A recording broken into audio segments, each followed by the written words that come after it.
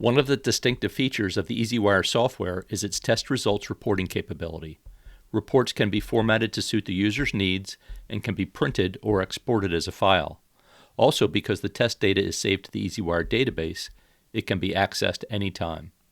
In this video, we're going to review the test results reporting process and how to edit the associated report templates.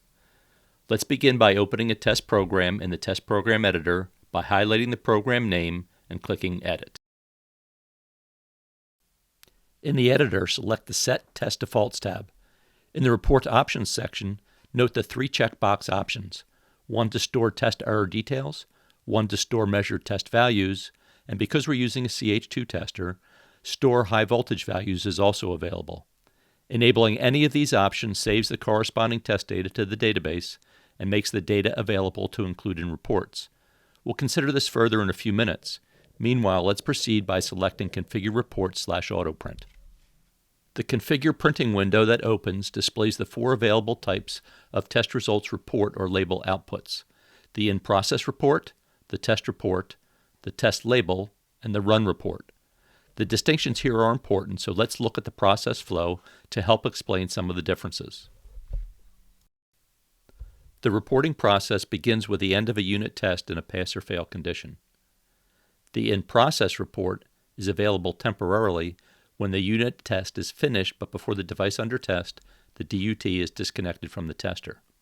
It can be programmed to print automatically, or it can be printed by the operator by clicking the print icon in the test window, and it's mainly used to provide troubleshooting information about failed tests.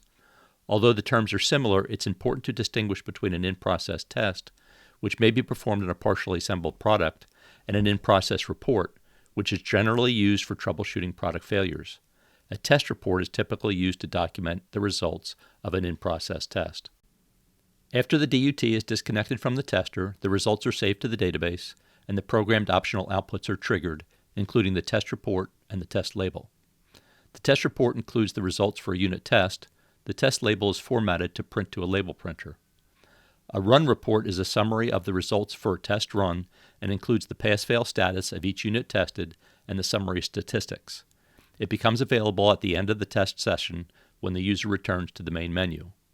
All three of these outputs can be printed or exported to a PDF or CSV file. Also, because the test results are saved to the Easy-Wire database, the test report and the run report can be accessed anytime in the future using the search tools in the Easy-Wire software. The reports can then be printed or exported as PDF files. As we examine editing report templates, we're going to focus on the test report, as it's the most widely used and because the same editing techniques can be used on the other templates. Clicking the Test Report button opens a template of the report. The first thing to notice is that the report is divided into sections called blocks that are separated by horizontal borders. Each block can be resized vertically by dragging its lower border. Each block, in turn, consists of a varying number of separate fields. These fields can be static, such as the block titles, or they can include dynamic data, meaning the fields will be populated with information saved to the database when a unit is tested. Example of dynamic fields are the test result, shown as passed in the template, and the test date and time. Finally, note that sections which include measurements results, for example the net's high pot status and error detail blocks, are formatted in columns that are populated with results data from the unit test. As was mentioned, this template is extremely flexible and is easily revised to better fit your needs. Let's look at a few examples. First, report blocks can be deleted from the report and available blocks can be added. For example, note the block near the top of the report that includes the Easy-Wire version. This block can be removed by selecting Options from the menu bar. The Options menu includes a list of checked options which represent the available blocks that are included in the report. Blocks can be added or removed individually by clicking on the name of the block.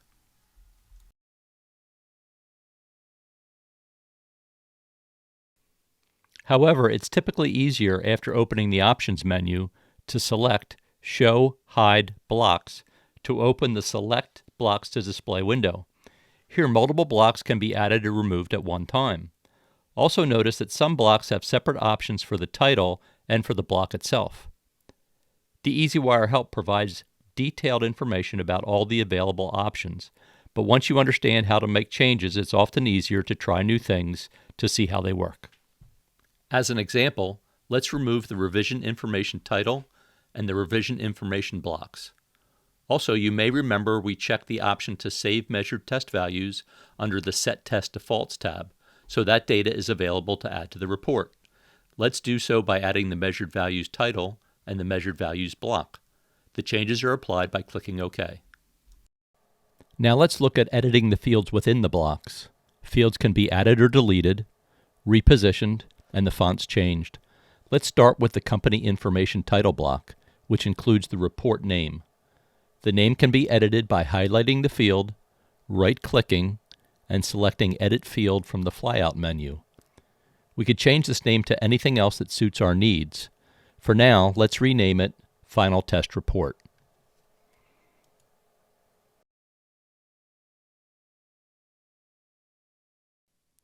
Looking at another block, the Test Results block, note that all the fields are dynamic, filled with data collected at the time the unit is tested. We can elect to keep all the default fields or remove those we won't be using. This can be done one field at a time by highlighting the field, right-clicking, and selecting Delete Field from the flyout menu. A key point to remember is that deleted fields are removed from the report, but the data is still saved to the database, so we could add the fields back to the report at any time. The remaining fields can be repositioned one at a time by highlighting and dragging them to a preferred position. Now let's look at adding a field. The available fields vary depending on the block. To see what fields are available in addition to those already displayed, right-click anywhere in the block and select Add Field from the flyout menu. Descriptions of all the available fields can be found in the Easy-Wire help by selecting Help on the menu bar. In our example, let's add the tester ID and reposition the new field.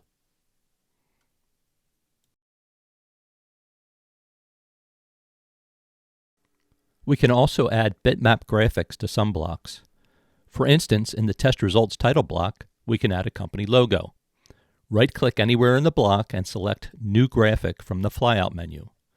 Navigate to the graphic file, select it, and click Open to add the graphic. To remove an existing graphic, first select the graphic, right-click, and select Delete Graphic from the flyout menu.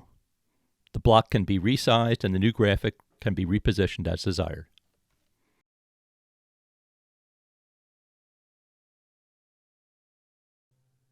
Now let's consider one of the blocks that displays dynamic test results data in columns. Right-clicking anywhere in the columns opens a flyout menu with two choices: Change Font and Edit Columns. Selecting Edit Columns opens the Edit Column Layout window. The window displays a list of available columns, which includes data columns that are not already in the report. If we click on one of the available columns, its name appears in the window's text box. The same occurs if we click on the name of an existing column in the header template at the bottom of the window. To add a column, select it in the list of available columns. Its name appears in the text box, and then click Add. To remove a column, select it in the column template at the bottom of the window. Its name will appear in the text box. Select Delete to remove it from the report. To change a column heading, select it and edit the heading in the text box. Select Change to apply the edit, and OK to save the changes. Columns can't be dragged to change their order, but the headings can be cleared and then added back in the preferred order.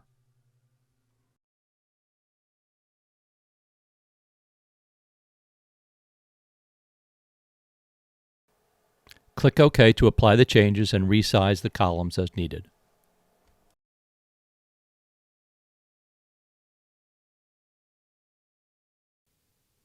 Now that we have the template formatted to suit our needs, let's look at the output options. Reports and labels can be automatically printed or exported. Select Auto Print from the menu bar to set the auto print options. The system default is off, but that can be changed to after every test with a good result, after every test with a bad result, or after every test. The same options also are available for auto export, except that the default directory to which the files are exported can be changed, and the exported file name can be changed to add the lot number and/or the unit serial number. Changing either displays the file name as it would be revised with the file name appended as directed. The exported format can be set to PDF, CSV, or both. When finished, close the report template. You'll be presented with options for saving or abandoning the revisions, including Save for this test program, Save as system default, Save as system default and for this test program, or Continue without save.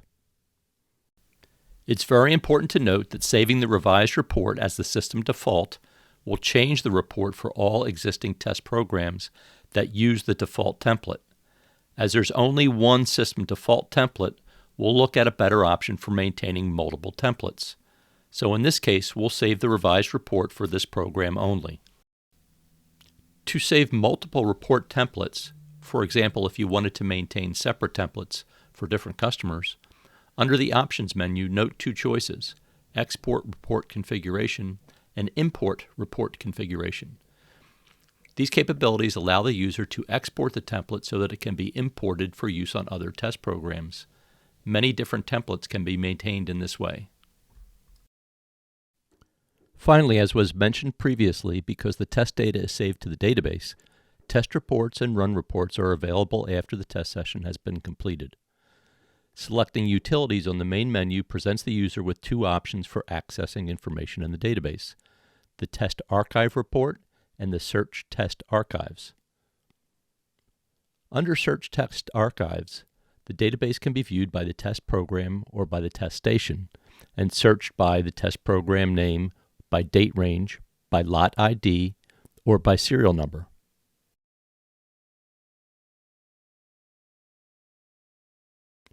Drilling down on any entry in the report opens the test report for that unit.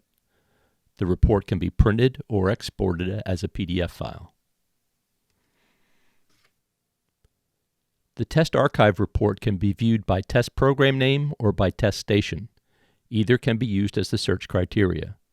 Double-click on a test station name or on a test program name, depending on the view option selected, or highlighting a line and selecting Show Results displays the associated Test Archive report. Double-click on any line of the report to view the Run report.